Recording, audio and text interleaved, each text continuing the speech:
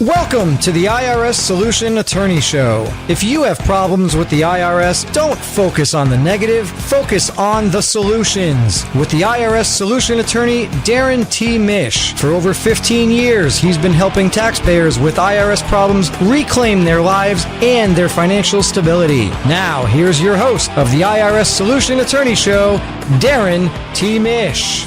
Good morning.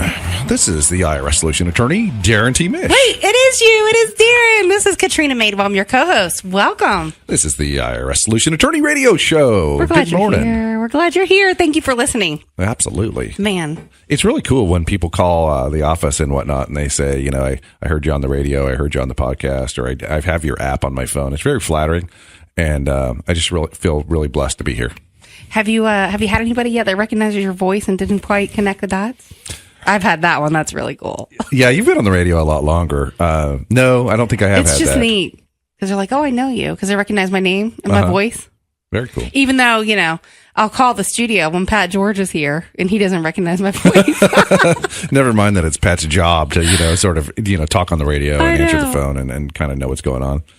But we've been out for a few weeks, had some replays playing. I know. And, I'm not supposed to tell you that. Yeah, we're not. Okay. So anyway, that's okay. Moving right along. You guys don't care. Hopefully it was still a great show for you. We do pre-record them and you know, every once in a while. On occasion. But today we're live and we're having a good time. It's a really nice day outside. Traffic wasn't too bad, although something about a bunch of nails and plastic on the Howard Franklin going northbound now. Yes. So if you're in that mess, we feel sorry for you. But don't, just go ahead and do it. If you're going to Tampa from Pinellas, do not take the Howard Franklin. But don't turn your dial. We want you to listen. We have a great topic today.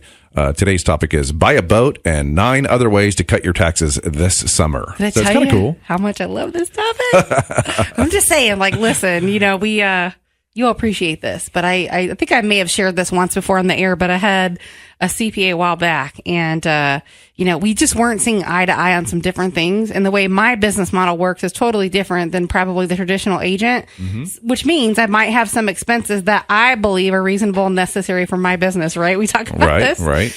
And so, and like one of the comments she made to me, because I had quite a bit of travel expenses. She said, why do you have travel expenses? You're a real estate agent. And I thought, really? Yeah. And so, you know, my response to her was, okay, well, yeah, I can understand your thought process with that, but I'm just curious, do you prepare taxes for any other real estate agents? She said, yeah. I said, what do their numbers look like compared to mine? I'm just curious about that. Yeah, like the gross number, right? That's what you're really wanting to know. Yeah. And she didn't ask me any more questions after that. Yeah, it was like, this big gross number. This big gross number is generated by this small amount of travel in part. Right. And so that's why that's an ordinary and reasonable expense. But I had asked one time about a boat being a tax deductible expense. Well, wait, hear me out. I just rolled my eyes, ladies and gentlemen. I know. But here's the thing. And I have some real estate friends that exclusively sell waterfront property. Okay. All right. I'm just telling you, we're tracking. I get it. And there are a lot of questions that sometimes buyers will ask you when they're relocating, especially from other states, that you're not going to know the answer to unless you can physically put a boat in the water and tell. There's an awful lot of waterfront homes in the Tampa Bay area. But there's also a lot of waterfront homes in the Tampa Bay area that really aren't, especially on the rivers, that aren't really all that impressive from the front. No. But when you are on a boat from behind, you're like, holy smokes. And have you ever noticed when you're on a boat in the water, the real estate sign is always in the back? Yeah, sometimes absolutely. It's not even in the front, but it's always on the back. Absolutely. And, you know, usually the front of the house has like some kind of barrier. A lot of times, if it's really high end, it has some kind of barrier. You can't really see the front, but the back is usually wide open. There's the pool and the dock and the, you know, all the outdoor kitchen and all that kind of stuff. So, okay, I'm tracking with you. So it kind of makes sense. And plus your assessor's looking at the front. They're probably not roaming around your backyard, especially if it's fenced. So yeah, absolutely. Think about that. And so anyway, my question was, and literally, Chris and I you're going to think I'm crazy, but we wanted to go look at an island, but you have to physically put in a boat to go see it. The only way you can get to it is by boat access only. And so, you know, there's been plenty of times that I've had customers looking to buy stuff on the water and they want to see what's around there. From the water, they want to know the depth of the channel. They want to know what kind of boats can get in there. And, you know, people can speculate or say whatever, but the telltale sign is when you're driving down the canals and you're on the water, you know, especially if there's bridges to contend with or anything, look at the size of the boats that are in the docks and you can tell. So, Chris Madewell, if you're listening, it sounds like you're going to get about roughly between a 35 and 40 foot center console. It's all going to be a business write-off. Actually, what we've been looking for. So, Is that right? my long story that I started to tell and I didn't finish is the last accountant that gave me a hard time about some of my travel expenses told me that a boat would absolutely not be a tax write-off. And her exact words, and my husband, you know, he loved this because you met my husband, so he's eating it up. He goes, here's Katrina. Here's the rest of the world with the IRS. That's what she told me. I'm like, okay, yeah, fine. Very nice. So it wasn't long after that I changed CPAs. And this accountant completely concurs with exactly what I talked about, which is right on track for today's topic of the show. I think your point is that, you know, you have to track with your accountant really well, because accounting is really not a science. Like, a lot of people, particularly accountants, want to call it a science. Oh, there's specific rules, and there are, okay? But it's still not a science. It's still an art. And there still is some extra philosophical sort of thought that has to go into it. And it really helps if your accountant understands your particular business model, not just your unique business model, but it would be nice to have an accountant who did, you know, prepare taxes and work for some other real estate agents. You know, truckers are an interesting situation too. There's a bunch of special tax breaks for truckers and whatnot. And we do some trucker returns, but there's some specialists that do trucker returns, you know, just specifically probably because they know, you know, especially the long haul guys, they're out on the road and they have per diem, you know, things, and they have some really high expenses. And I imagine their meals and entertainment are not standard like the rest of the people because they're always on the road. No, they're not. It's not like they can put a kitchen in the truck, you know? No, the meals are definitely not standard. And it's just one of those deals where truckers' returns look a little bit different than some other people's because there's some really high expenses. But if you think about it, if you're a trucker and you're out on the road 15, 20 days a month, you're going to have some high, you know, meals expenses because every single meal is pretty much out on the road. You know, out on the road. And there are some guys that try to eat healthy and go to the grocery store and whatnot. But where are you going to park the rig when you're trying to go to, you know, Winn-Dixie or Publix or what, you know, wherever, Safeway, whatever grocery stores are. I imagine it's not incredibly convenient to have a certain meal plan lifestyle if you're a trucker. Well, what I've noticed is that guys tend to get heavier just because they're sedentary. You know, they're just sitting there all day long, and plus they're eating at truck stops and whatnot. The 99 cent meal, 99 cent heart attack. But today's show is roughly based upon an article at blog.concannon-miller.com. Concannon Miller is a powerhouse accounting and business consulting firm based right here in St. Petersburg. And I'm a big fan of theirs. We didn't invite them in. We're right here in the St. Pete studio. Yeah, I'm a big fan of theirs. I regularly read their blog and follow them closely on social media. You are going to have to give me this stuff earlier, and I will call them, make contact, and invite them in as a guest. And this is, you know, the article is roughly based upon their blog article, and or the show is. And I thought it was so great, I thought we would go ahead and talk about this stuff. So, well, who doesn't want to know 9 ways for a tax cut? Yeah, sign me up. I'll take it, especially if a boat's on the list. Yeah. So the first, we're going to kind of tease you on the boat here for a little bit. It's not going to come early in the show. I'm going to just go ahead and in the interest of full disclosure. That's fun. I wait for that. But the first issue is, you know, you can entertain top business clients. You may be eligible to write off up to 50% of the cost of business meals and entertainment if you entertain clients before or after a substantial business discussion. For instance, after you hammer out a business deal, you might treat a client to a round of golf and then dinner and drinks. The 50% limit applies to all of the qualified expenses, including the amounts you pay for the client, yourself, and your significant others. I think that alcohol is actually excluded from this, although, you know, what? I think alcohol is actually specifically excluded. And let me just throw in a tip for your documentation substantiation, should you ever be called for this. What I think is a good practice is to go ahead and take the receipt, not the credit card receipt that just has the total on it, but the itemized receipt you get at the restaurant. Write the person's name on top of the receipt, and then just maybe a real quick blurb about what you discussed business related, and put that on the receipt. And then when you send it off to our friends at shoebox.com, you'll always have that receipt. And you may not, you know, you might eat at the same restaurant all the time. I'm trying to think of an example. Maybe you go to Outback Steakhouse. I don't know. And you may not remember, hey, in July of 2017, I had this meal at Outback Steakhouse and I was trying to write it off. But if you write John Smith and we talked about the mega merger deal, then that will jog your memory, and that'll be probably considered good enough substantiation if you were ever audited. See, for me, I always write the customer's name, and it would match with my with my calendar anyway. Yeah, for and, you, and it's I would fairly know, simple. when I wrote contracts and that kind of stuff. And I have a stellar memory.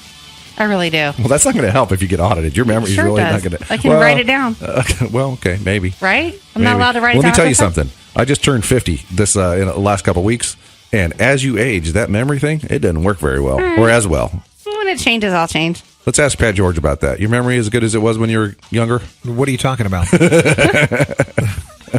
Well, we were talking to you earlier and you didn't even respond, so you know. Well, because I'm looking at this picture of the Howard Franklin Bridge right now, northbound, there's nails all over by the hump. So I think both of you head that way on the way home. Well, take a spare with you. Now I'm going to go look at property in Madeira Beach. I'm going to take the Skyway home just for the scenic route. What? Are you kidding me? In your truck? What? All right. If you're heading into Tampa from Pinellas, don't take the Howard Franklin. You better hop on over to the Courtney Campbell or the Gandy. Trying to take my job. No. When we come back, we have some other ways to cut your taxes this summer, including buying a boat. We'll be back in a minute. Stick around.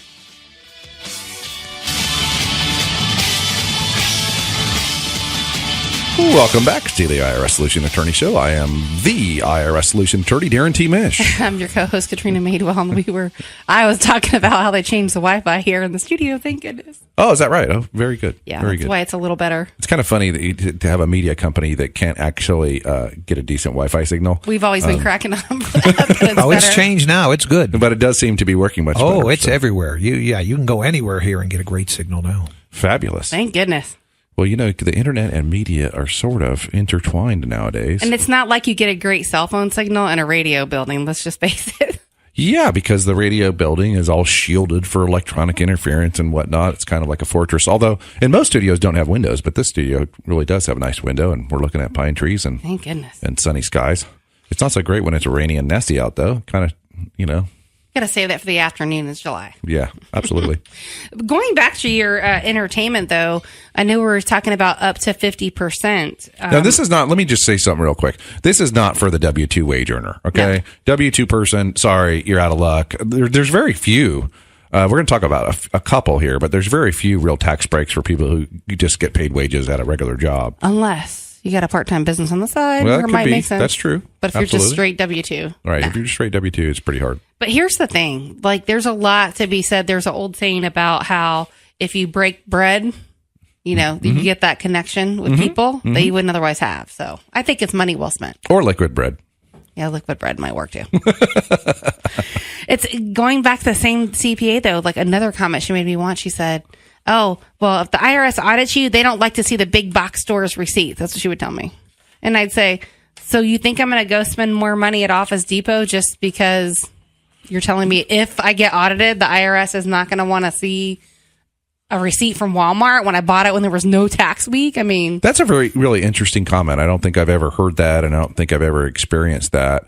Walmart is kind of a challenging one because, literally, right, you can buy kind of almost anything at Walmart. but if you've got the receipt, I agree. and even better, what if I have two purchases same day, same time? What I would This is suggest, my personal stuff. This is my business. That's what I was going to say. That's what I would suggest. If you go to Walmart, for example, and I have light bulbs that are in my lobby, that the best place to buy them is Walmart. Okay, It's just the cheapest place. Even online, it's still cheaper to go down to the neighborhood Walmart and buy them.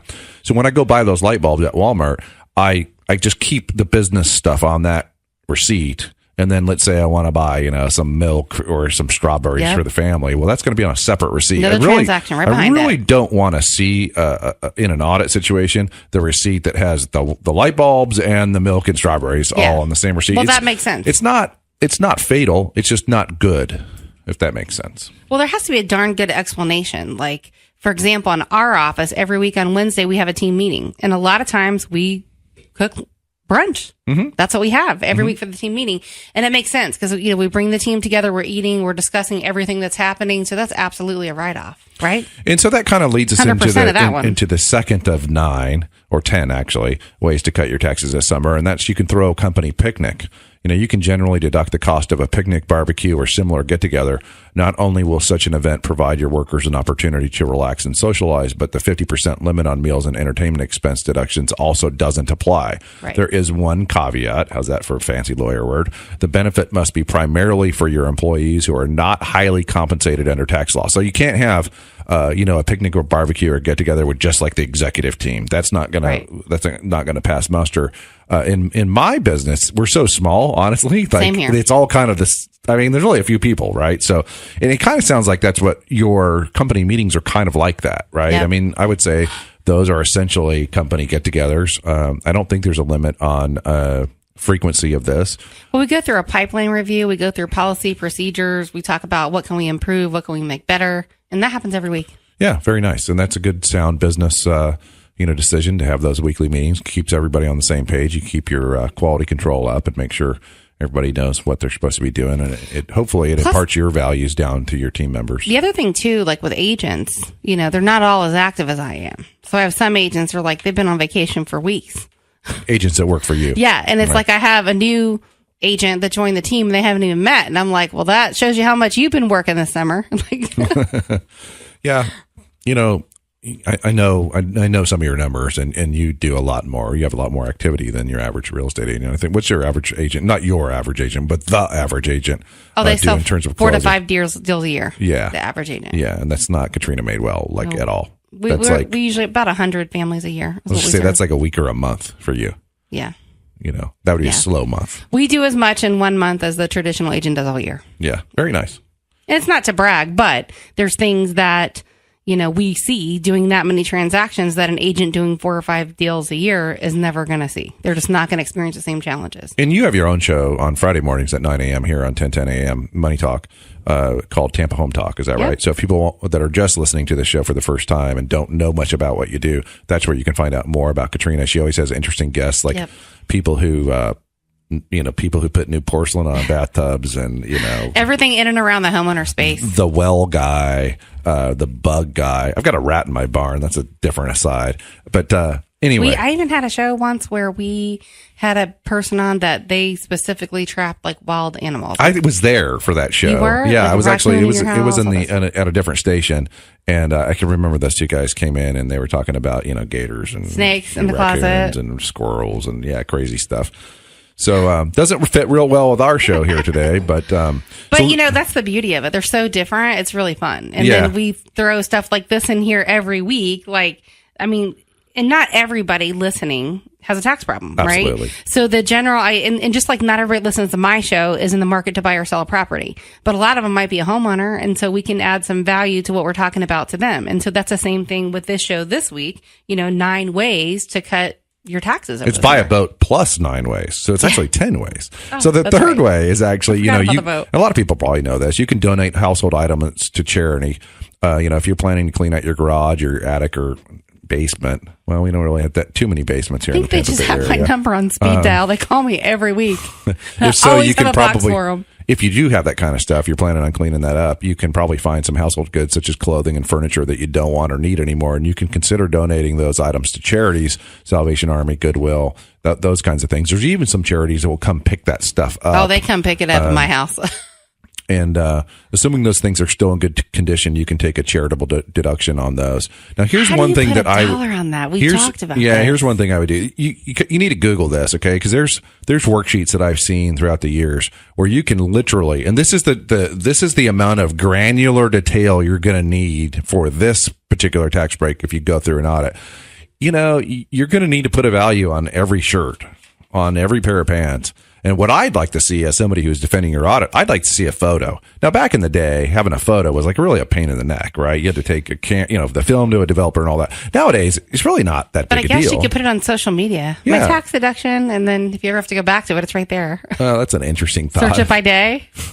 Okay, it might get lost in your phone, or like, what if you change phones? Yeah, you could put that up in the cloud though. Like if you had if you had like an account with Dropbox or whatever, you could have a little folder for that tax year, and then you can put all that stuff up there. But really, like if you donate 10 shirts, 3 pairs of pants, 4 pairs of shorts, and I don't know, a barbecue, then really what I'd like to see as the person defending your audit, I'd like to see a reasonable valuation for each one of those things. And you can look that stuff up, like what a used shirt is worth, $3 or something, and then have a picture of all that stuff, and you're going to be bulletproof as far as that goes. Now, this deduction is sort of interesting.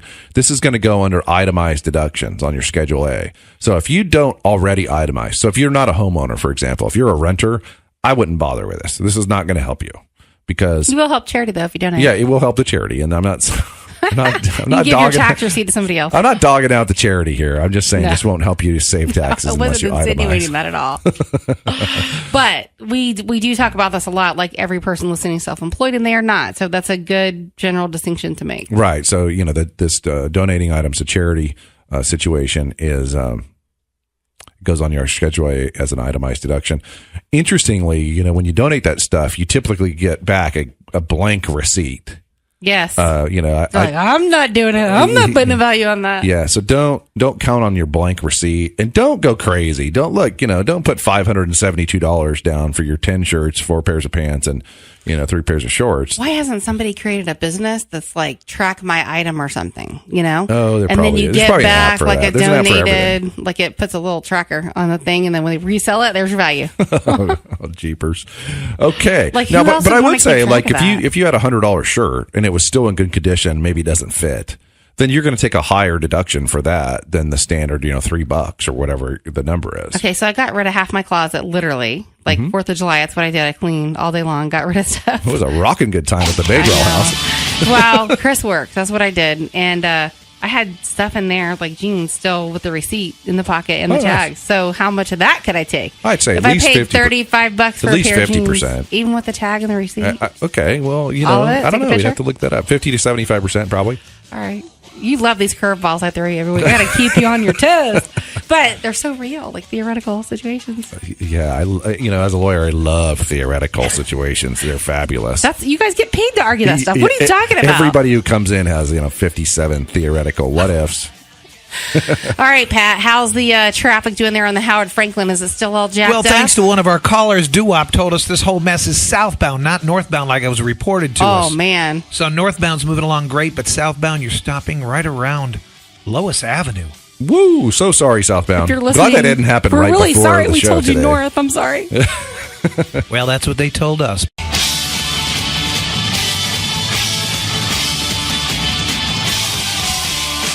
Welcome back to the IRS Solution Attorney Show. I am the IRS Solution Attorney, Darrin T. Mish. And I'm your co-host, Katrina Madewell. Welcome back, and thank you for sticking with us through the break. And we're super sorry if you're on the Howard Franklin. I promise it's not our fault. We're here in the studio. We're relying on what they tell us.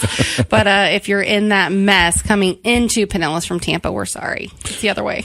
So today's show is called Buy a Boat and 9 Other Ways to Cut Your Taxes This Summer. And we have been going really slow. So we're going to speed up because we're running out of time here today in today's show. We always So, do that. yeah, we do. We do talk It's a lot. my fault, I think. I think it is, actually. That's the feedback that I Sorry. get is, your co-host really talks a lot. Anyway. Yippity yaps, and she's like moving on down to something else. Anyway, so the fourth way to save on taxes, this is kind of an interesting one. Send your kids to day camp. Oh, heck yeah. Sign me up for that one. So parents who have to work can decide to send their young kids to summer day camp while school's out.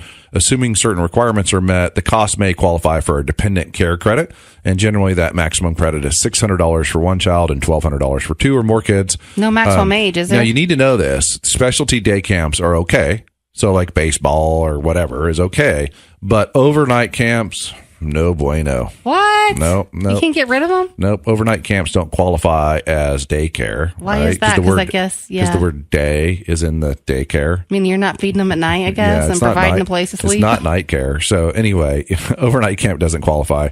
And these are tax credits, so they potentially could lower your tax dollar for dollar, which is a little bit better than a deduction. And so you just just think about that. Even I was kind of shocked when I looked at that one. I was like, wow, that's kind of cool. My kids are too old for this now, but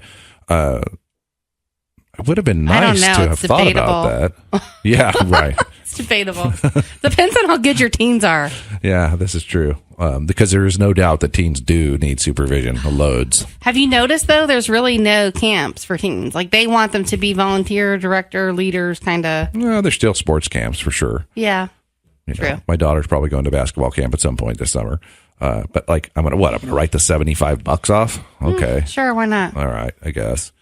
Probably not worth adding the additional schedule to the tax return. All right, so now we're on the one that everybody has been tuned in and wants to listen about. Right now, or should we wait?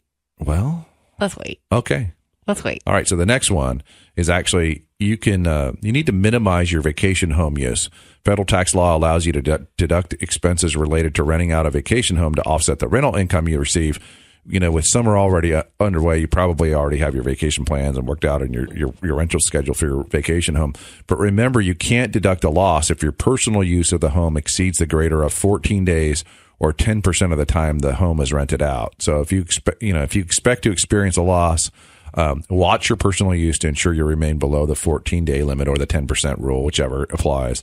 And that makes just sense. want to be careful that you don't go over on that. You can't live there all summer and still take the deduction, right? Yeah. Basically what you're saying. You can't take the loss. For the loss, yeah. Yeah. The loss. And lots of rentals do experience a loss. I have a little rental from a little house that we used to live in when we were younger. And most years I don't think we lose. We do okay. But, I think there have been losses over the years. If you have a big capital expense like a roof or something like that, you might have a loss. How long do you have to amortize that out over, right? Because you can't take it all in 1 year, right? Yeah, the rule is like a replacement roof needs to be depreciated. I don't know. I haven't thought about it. It's probably a 10 to 15 year asset would be my guess. But when we actually replaced our roof, it was actually a repair. It was covered under insurance. And so I believed that the deductible on the insurance was actually, I think that was a straight expense. I don't think that was a depreciable item. So it's interesting, all those little quirky things. Just as an aside, if you have roof damage, and you're thinking it's time for a new roof, don't just pull the trigger on the new roof. Talk to your homeowner's insurance policy. That's what we did. I kind of knew the roof was going. Honestly, it was time, And then one day the neighbor to that rental house calls up and he says, I can see in your attic. Is that bad? I was like, yeah, that's pretty bad. So we went down there and looked at it, and it was all torn up. And I thought it was animals or something. And I was kind of gritting my teeth. I was going to buy the new roof. And then it was actually my father-in-law, who's a really smart guy. He says, you should call your homeowner's insurance policy. And I scoffed. I'm like, oh, come on. We pay $500 a year for that insurance. And did it go up? Did it double? No, it didn't. It did not move. What? It did not move. And I'm not sure I should say the name of the company, but it's not one of the higher rated companies in the state. It's actually kind of a lower rated sort of, not such great company by reputation. And they came out and looked at it. And they're like, yep, that's storm damage. Done. Apparently they're good enough to write a claim and not increase your insurance. That sounds like a deal. Yeah. So, a new roof, even on a small house like that, is probably $10,000. So the next one's interesting because I wouldn't think about this as one, but it's renting out your primary residence. Yeah, this is kind of cool. This is called the Augusta rule, and you can actually rent out your house for up to 2 weeks a year, and you don't have to report the income on your tax return. Like, how cool is that? So here in the Tampa Bay area, where we have the Super Bowl, every 5 to 7 years, something like that, lots of people do rent out their houses, especially upper end houses, for that time frame. I'm not sure I would feel super comfortable doing that, but that's not what we're talking about. We're not talking about if I would do it. You have to be a minimalist. Like, if you have too much stuff, it's just not going to work. Yeah, because stuff's going to get, especially like a party weekend like the Super Bowl, stuff's going to get broken and stuff. We have other big sporting events, the Final Four and the Women's Final Four and hockey and all kinds of stuff. So down here in the Tampa Bay area, you can, and anywhere in the country, honestly, you can rent your house out for up to 2 weeks a year, and you do not have to pay the taxes on that rental income. It's completely tax-free. Sweet. So that's a pretty neat one. The next one, which we touched on a little bit earlier, but it's taking advantage of business travel. Yeah, so if you're taking a business trip, and I travel not quite as much anymore as you do, but I go to seminars, particularly out west. I belong to this group where we meet 3 or 4 times a year, and we go out west. And in fact, we're going to Lake Tahoe in August, and I'll probably tag on an extra day or two, just to kind of enjoy the sights and whatnot. And the airfare to and from that event will be a tax-deductible expense. And the meals while the event is going on will clearly be a tax-deductible event. The extra nights that I stay will not be tax-deductible. And if I were to bring any family members, of course, their airfare would not be tax deductible unless my wife is integrally involved in attending the event or something like that. Or she's part of the business, right? Yeah, she is actually part of the business, but she doesn't usually attend those meetings and stuff, mostly because she has enough sense not to sit in a conference room all day, 8 hours a day when it's beautiful outside. Somebody's got to do it. Yeah, somebody has to do it, and that's me. So, just remember that stuff is deductible. The business part of that trip is deductible, and the personal part of that trip is not deductible. So you can still take advantage of that situation. So this one's really it's cool, and it's gonna lead into the really fun one last. But go fishing for deduction, really? Yeah, this was kind of leads into what you were talking about in the first segment of the show. I'd forgotten when you were talking about buying a boat. It says that, the IRS won't allow you to claim deductions for an entertainment facility such as a boat or a hunting lodge, but you can still write off qualified out-of-pocket entertainment expenses subject to the 50% limit. For example, you can take a client out on your boat.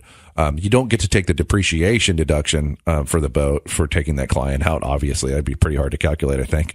But you can be, you are eligible to write off up to 50% of the cost of the fuel, the food, drinks, and even the fishing bait if you qualify under the usual business entertainment rules. That's slightly different than your situation. What you were talking about was actually obtaining the boat as a mode of transportation to better show houses, et cetera. If you were going to do that, I would think you would need, I'm down with it. I'm okay with it, but you're going to have scrupulous records. I mean, I would want to see, in a perfect world, I'd want to see receipts for each trip, maybe some video from each trip, maybe a little bit of each client on each trip. What if it's wrapped and all my company advertisement information is now in the advertising? I think if it's wrapped, that's like really a billboard. Good. And then, I don't know. Then you're going to have to also document your personal use so you can figure out the percentage, of how much personal. Or versus how if much you take business. a client out every single time. Yeah, well, it could be. It's possible. It's possible. That's for sure. Just in the interest of time, it's not out of the realm of possibility for me. And I think if you had a boat that lent itself to more passenger type and entertaining type capacity versus like a hardcore racing fishing boat kind of thing, you'd have a better argument. If you had a deck boat or a pontoon boat where there's lots of space for lots of people, and that makes more sense to me than, you have a cigarette boat that's, 45 feet long and does 90 miles an hour. That's going to be a little bit harder to argue that was purely for business purposes. So what are the rules? Like if you take an RV or a boat, and I'm not really sure how recreational vehicle would be a write-off, so maybe you have an example with that, but what's the hard, fast rules with this? So have we moved on to buying a boat or an RV at this point? We have to get to it finally. You did that with no teasing whatsoever. I know. Well, they've already been waiting the whole show. Okay, so this is kind of a cool write-off. If you take out a loan to purchase an RV or a boat for personal use this summer or anytime really, the vehicle or vessel may qualify as a second home for federal income tax purposes. So the bottom line is, as my understanding, it has to have sleeping space, a kitchen, and toilet facilities. Okay, campers and RVs have that. So if it has all three of those, then you can actually write that off as a second home, and you can deduct the interest just like on your Schedule A, your itemized deductions, just like you would if you had a second home. So is there any other prerequisites to writing that off other than it has to have those items? That's really about it. And I actually have an RV that has a sleeping area and a kitchen and a toilet, and so I actually do write off that mortgage interest on my Schedule A. So just the interest, you threw it in there. Yeah, it's just your interest. It's not, you don't get to write the payment off. That would be too good to be true. Unless if I were to buy a boat. Maybe. Okay, maybe? We're talking about Katrina's crazy example here. But I can think of an example where you might buy an RV and it might actually be 100% write-off. What, homeless clients in between waiting for properties to close? Well, what if you're in construction? Yeah. And you need to move around. There's guys that do, I've met many construction workers that travel, like they're in ironworks or something like that. And so they're going to travel throughout the country or throughout the Southeast. There's other people that travel for like storms and stuff like that. Yeah. Here's a good example. That you ever watch those gold rush shows, like where they're up mining for gold in Alaska or wherever? Yes. And they have to have their RVs because they're out in these remote locations and they have to stay. Now, I don't know if that's 100% write-off or not, but it's clearly a second home. I mean, that's not even debatable at that point. So that's how you can buy a boat potentially and save a little bit on your taxes. So you cannot buy, let's be clear, okay? So my dream boat would be like a 35-foot, Donzi Fountain center console go fast boat with a head underneath the center console, right? So you have the toilet, but that's all you got. You got no sleeping facilities and you got no kitchen. That's not going to be an interest write-off. That's not going to save you anything on your taxes unless you're a fishing guide or something like that, or you can demonstrate that you need that vessel in order to produce income. Well, I know you think I'm crazy, but we did just go look at 15 acres that was boat access only and couldn't get to it because we didn't put our boat in. That sounds cheap. 15 acres on the water. It actually was not Was not expensive at all. Oh, good. And it was interesting because the guy bought it back in the 70s for a tax write-off, and he named it. He named the key, and I noticed that the tax records show the name of the key, LLC. So, ladies and gentlemen, Katrina Madewell is talking about buying her own private island at this point. Oh, interesting story with that. I'll tell you when we come back. Back in a minute.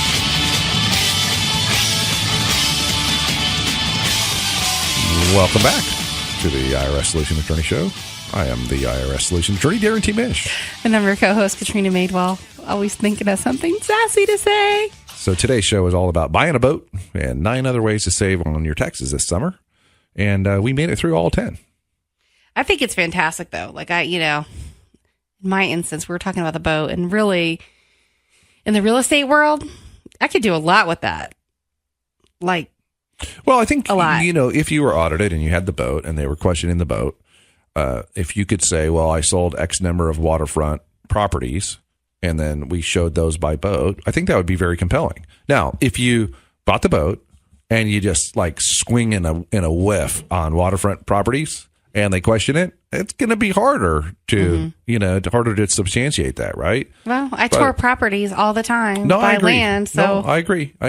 But I'm just saying, I'm thinking you're devil's thinking advocate. like the IRS. Yeah, guy. I'm thinking like the guy that has to go in there and has to face all the arrows in this case. The client gets to stay at home while the audit's going on, and I'm the one that has to do the quick thinking and fast talking. I got a hookup. I'm just thinking, and he's doing me for a long time, so he knows my crazy thought process. That should be fun. Yeah, that'd be fun. Well, let me tell you what she was thinking. Let me tell you, Mr. IRS man, what the taxpayer was thinking in this instance, and he's going to be like, well, how do you know what the taxpayer was thinking? Spend time with her every week. I do a radio show with her. Have been doing it for close to 2 years now. So, yeah, that's how I know. That would be. Can you imagine how fun that scenario would be? Like, for real, that would be. Oh boy, audits are just almost never fun. So are they always stuffy old guys? No, that show actually, up, or cool? all the auditors that. Well, okay. The auditors I've been dealing with lately locally here are mostly female. There are a couple guys that do audits in this local area. I'm not a gigantic fan of either one of those guys. They have a tendency to have a philosophy where they just disallow everything and just... Can you challenge that? Yeah, of course. You can appeal, and that's what we do. And it's just not... it just seems like an inefficient use of time and money. To just go ahead and strike everything and then start over. But can you ask for a different auditor, or you're stuck Chuck with who you got? You're stuck with who you got. And these guys, they've been there for a long time. And I think what they do, it's kind of like an insurance company. Most insurance companies just deny the claim and X number of people just go away, right? And never hear from them. And I think that's what their philosophy is. If it were me, I would tell the IRS person, come on, I'll take you out on the boat and I'll show you what I do with clients. Probably be considered a bribe of some sort. No, they're working. I'm going to show them. Yeah.